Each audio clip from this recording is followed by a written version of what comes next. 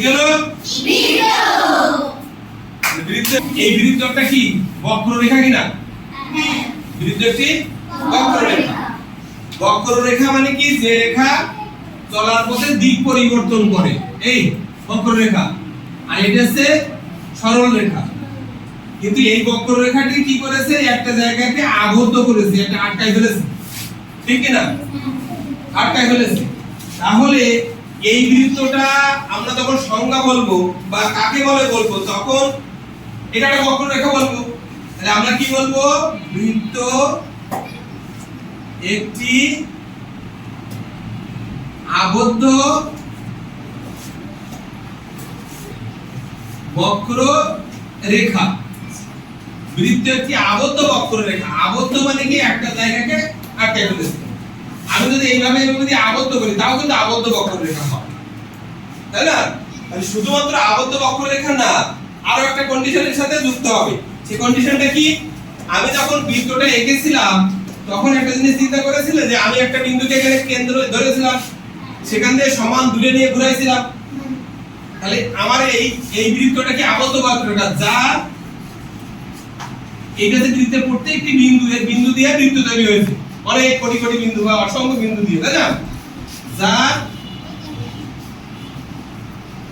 প্রত্যেকটি বিন্দু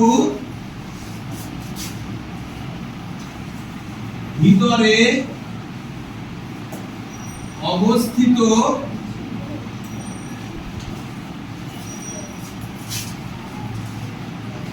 একটি বিন্দু থেকে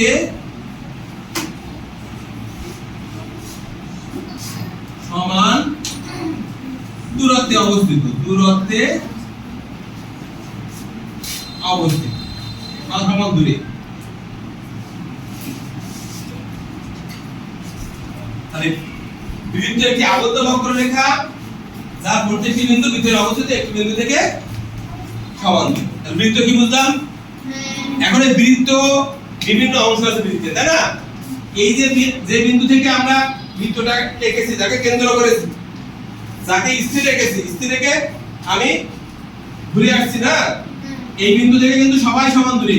এখান থেকে এটুকু যে দূরত্ব হবে, এখান থেকে এটুকু সেই দূরত্ব হবে, এখান থেকে যেখানে যাও সব কিন্তু সমান দূরে আসবে, সমান দূরে, তাই কি না?